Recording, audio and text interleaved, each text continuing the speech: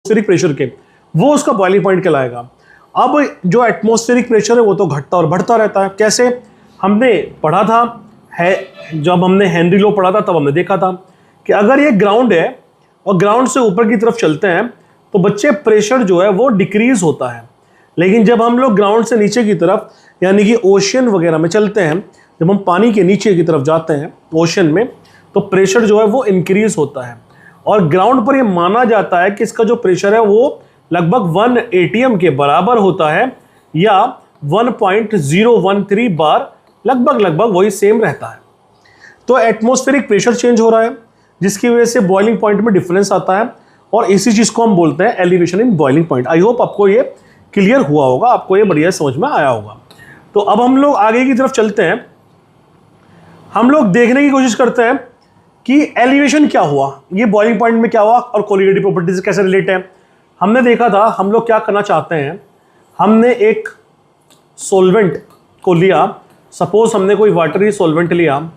अब इस water solvent में हमने कोई सोल्यूट को मिलाया, मिक्स किया, तो इसके बॉइलिंग पॉइंट में पहले बॉइलिंग पॉइंट हमने मान लिया था कितना था, 100 डिग्री सेल्सियस था जो वाटर का होता है। लेकिन जैसे ही आपने सोल्यूट को मिलाया इसका 100 डिग्री सेल्सियस नहीं रहेगा, कुछ गड़बड़ हो जाएगी। क्या होगा? एलिवेट होगा। एलिवेट का मतलब है बढ़ना। एलिवेट का मतलब है जैसे कि आपने देखा होगा एलिवेटर मतलब सीढ़ियाँ जो होती हैं, जो सीढ़ियों पे आप कभी गए होंगे, चढ़ते होंगे, जो आपको लिफ्ट है वो नीचे से ऊपर की तरफ लेके जाती है, वहीं से ये कंसेप्ट आया एलिवेशन। तो एलिवेट हो जाता है यानी कि बढ़ जाता है। बढ़ता कैसे हम लोग चेक करने की कोशिश करते हैं, इसको बात करते हैं इसके ऊपर। तो हम लोग देखते हैं कि अगर हमने सपोज हम एक ग्राफ की हेल्प से समझने की कोशिश करते हैं एलिवेशन ऑफ बॉइलिंग पॉइंट को।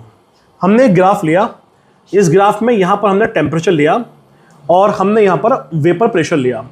वेपर प्रेशर क्यों लिया? क्योंकि वेपर प्रेशर रिलेट करता है बॉइलिंग पॉइंट को। अब हमने माना कि यहां पर एटमॉस्फेरिक प्रेशर है, जो कि एटमॉस्फेरिक प्रेशर कितना है, 1 atm प्रेशर है। अब पहले आपने एक प्योर सॉल्वेंट लिया, तो एक प्योर सॉल्वेंट लिया, आप सॉल्वेंट को टेम्परेचर बढ़ाते गए और जैसे ही वो बराबर हुआ, किसके बराबर हुआ, एटमॉस्फेरिक प्रेशर के बराबर हुआ, तो आपके पास जो ये ग्राफ आएगा, जो ये टेम्परेचर आएगा, वो टेम्परेचर कैसा कहलाएगा, बॉइलिंग पॉइंट कहलाएगा। लेकिन ये बॉइलिंग पॉइंट किसका होगा, नॉट का होगा। नॉट का क्यों होगा? क्योंकि ये तो प्योर है, प्योर बॉइलिंग पॉइंट है। लेकिन जैसे ही आपने, ये किसका है, ये है सॉल्वेंट का बॉइलिंग पॉइंट, और जैसे ही आपने इसके अंदर सोल्यूट मिलाया, अब ये बन गया सॉल्यूशन। सॉल्यूशन का बॉइलिंग पॉइंट थोड़ा एलिवेट होगा और ये आगे की तरफ शिफ्ट हो जाएगा, और ये जिस पॉइंट पर ये बराबर होगा उस पॉइंट पर बॉइल होना शुरू होगा और नीचे से हम इसका टेम्परेचर